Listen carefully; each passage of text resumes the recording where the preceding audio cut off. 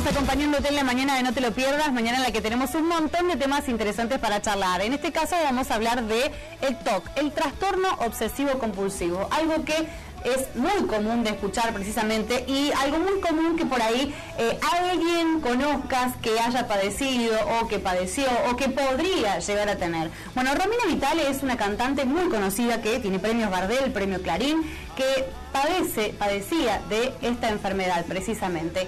Llevó muchísimo tiempo tratar de recuperarse, 4 años para ser más precisos, ¿no?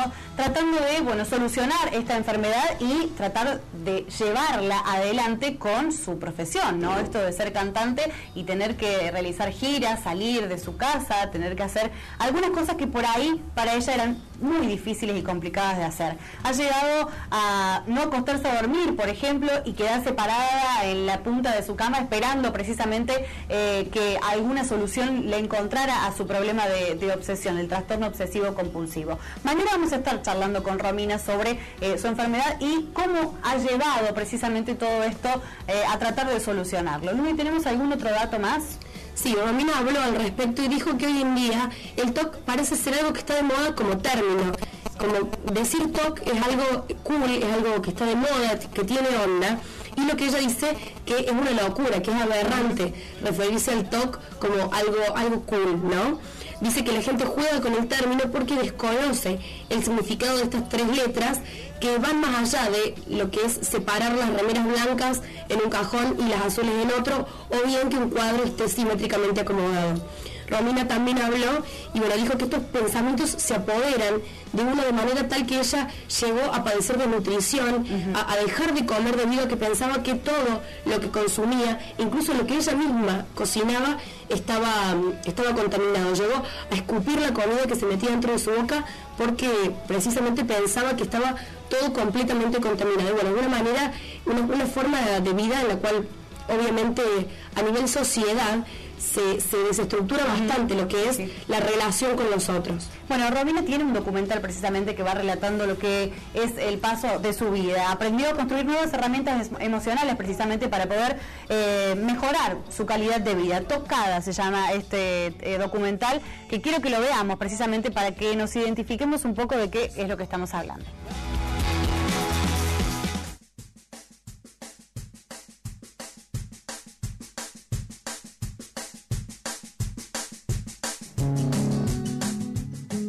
Decidí quedarme.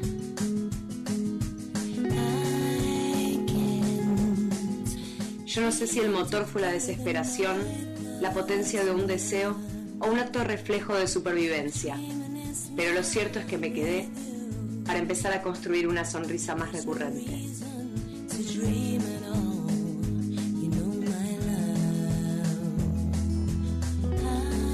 Para empezar a pensar me quedé sola en un bar con un cuaderno, una virome y una enorme y vibrante pregunta. Si me iba al día siguiente a Buenos Aires con mi mejor amigo, el borde de la bañera de mi casa en Colegiales me esperaría sin dar más tregua que la concedida por este viaje. Y ya no sabría cómo volver. A volver.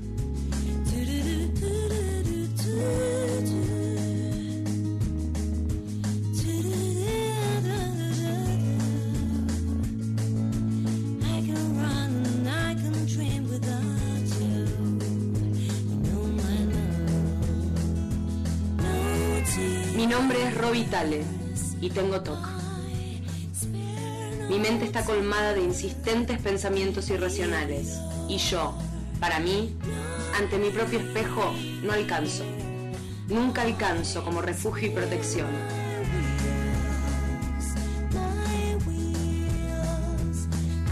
El pánico acecha casi todas mis escenas, pero no mi escenario. El TOC operó sobre mi espacio hasta reducirlo hasta lo más mínimo. Un cuadradito, una baldosa, un poquito de aire, pero no mucho. Por eso me quedé. Porque solo atreviéndome a lo impensado podía fantasear con lo vedado. Libertad, bienestar, independencia y disfrute. En contra de casi todos los pronósticos, aquí estoy de pie, llena de esperanza. Apenas creo lo que veo cuando me veo creer en mí. Un poquito más cada día. una sonrisa, un sueño, los brazos abiertos, el viento en la cara, el sol en las mejillas.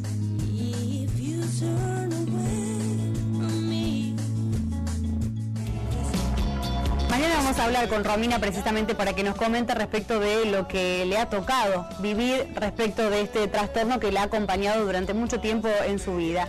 Ahora estamos en contacto precisamente con nuestro invitado del día de hoy, con Juan Carlos Bedía, precisamente director de la clínica Felipe Pinel, médico psiquiatra, para que nos cuente un poco y nos ponga un pantallazo precisamente para ver qué es el TOC, qué es el trastorno obsesivo compulsivo. Juan Pablo, muy buenos días. Buenos días, gracias por la invitación. No, por favor.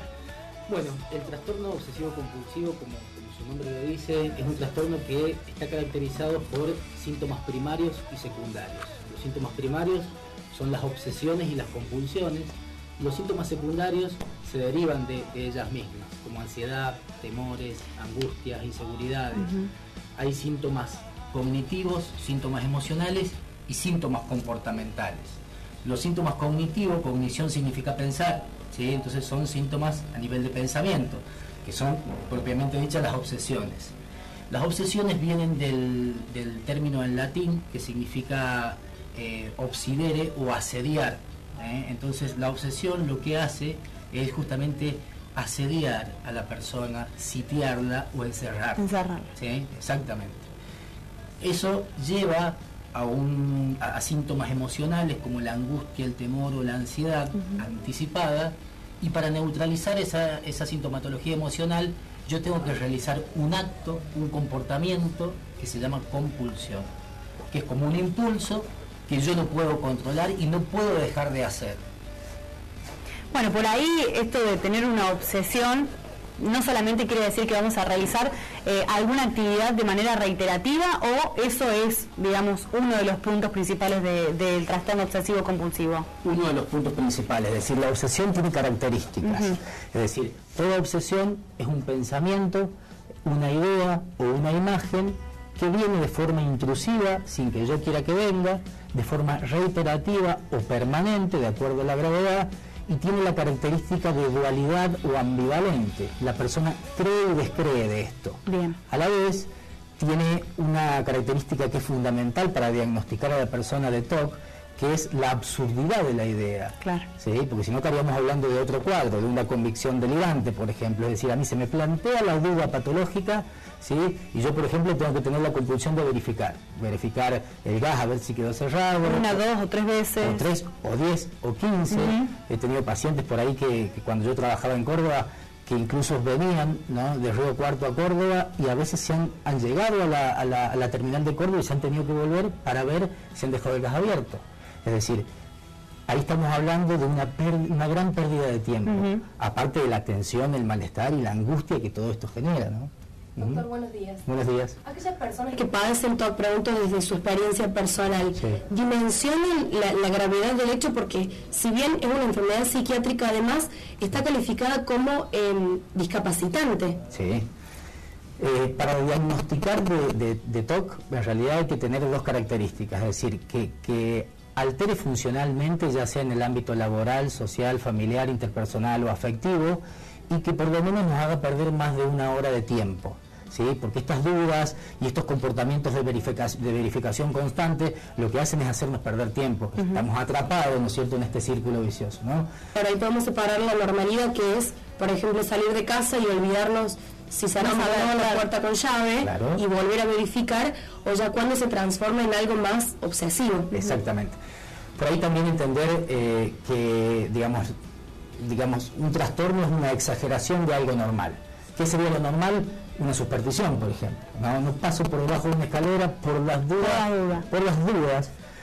Eso es importante porque el TOC antiguamente se llamaba la locura de la duda. ¿Sí? Me siento invadido por una duda y yo no puedo parar de verificar y comprobar para cerciorarme de que lo que hice está bien, ¿no? Entonces es importante tener en claro estos conceptos, básicamente, ¿no? Una persona que tiene trastorno obsesivo compulsivo sufre muchísimo de este trastorno, pero también lo sufre la gente que está alrededor. Sí. ¿Cómo se hace para que el otro pueda entender realmente que esto es una enfermedad y que hay que tener paciencia para tratar de recuperar al paciente? Yo siempre digo en el consultorio que es muy difícil que alguien que no viva la enfermedad o alguien que se dedica a esto pueda entenderlo, sobre todo muchos problemas de pareja. Por ejemplo, tenemos una cena, ¿no? Y a lo mejor la persona que sufre de TOC tiene lo que se llama un enlentecimiento psicomotor, es decir, entre esas dudas, esas comprobaciones, pierde tiempo. Y el otro a lo mejor está esperando en el auto y se enoja y se enfada y se irrita porque siempre se demora. Entonces por ahí eso no contribuye. Lo importante por ahí es que cuando veamos que podemos identificar esta sintomatología, se puede consultar a tiempo, porque en realidad el diagnóstico se retrasa mucho, porque es muy avergonzante a veces para la persona contar algo que parezca absurdo, porque básicamente a mí me lo dicen los pacientes, es decir, si yo vengo y le cuento esto, usted va a pensar que estoy loca o loco, ¿no? Y no tiene que ver con eso. Si bien tiene que ver con esa locura de la duda, no tiene que ver con la locura o con la psicosis. Entonces en realidad hay que tratar de consultar a tiempo, porque para esto hay tratamiento. El TOC es una enfermedad que se denomina biopsicosocial, es decir, tiene un componente biológico, sustancias químicas, sobre todo la que está más implicada es una sustancia que se llama serotonina, que para que lo entiendan también es la sustancia que regula la depresión, la ansiedad, el temor, los pánicos, ¿sí? Entonces esa sustancia es imprescindible que sea tocada y sea estabilizada para que la cantidad de pensamientos rumiativos y obsesivos puedan disminuir en cantidad y en frecuencia. ¿Cuál es el TOC más común? ¿Qué es lo que más suele ocurrir a nivel, en su consultorio por su experiencia? El TOC más común es el TOC de verificación, ¿sí? Se llama duda patológica. Básicamente es un síntoma primario, ¿no? Yo dudo de lo que hice o no. Hay una alteración de la memoria en la cual uno se plantea si lo hizo o no. Una de las técnicas que ellos vayan anotando, digamos, a ver, ¿lo hice o no lo hice? Bueno, pongo un puntito en no, sí comprobé, como para que no se tenga que volver a hacer. Claro, y no haya una alteración ya del tiempo y de la funcionalidad. Las de limpieza sobre todo son muy comunes, lavarse las manos, pensar como idea obsesiva en las ideas de contaminación, ¿no? Entonces por ahí estar en un hospital, normalmente uno dice, bueno, acá en el hospital hay ciertas bacterias, ciertos gérmenes, ciertos bichos en los cuales yo me podría contagiar, eso es normal, pero si eso me ocupa o me preocupa más de una hora, hay que tratar de hacer una consulta a tiempo, porque en definitiva ya sea una terapia psicológica adecuada o un tratamiento farmacológico o las dos cosas podrían mejorar muchísimo la calidad de vida de la persona. ¿Esta enfermedad puede hacer hasta que pierda su trabajo, su familia? Sí. Si se agrava, por supuesto. Llegar tal vez al trabajo con estas verificaciones. Pero algo que me llamó bastante la atención y quería saber si usted lo había visto alguna vez en su consultorio o había experimentado con él, es de que las personas tienen miedo de violentarse contra alguien, contra un ser querido. Por ejemplo, si ven un cuchillo, les invade el miedo de clavárselo a su pareja, por ejemplo. Bien, fíjense, es muy buena la pregunta, porque en realidad fenomenológicamente uno de los tipos o subtipos de obsesiones es la obsesión de agresión, ¿sí? Y en realidad sobrevienen ideas, imágenes, cuando uno ve, por ejemplo, un elemento cortante que dicen, ¿no? Porque en realidad, ¿qué hace la compulsión? Yo con la compulsión intento mantener el control.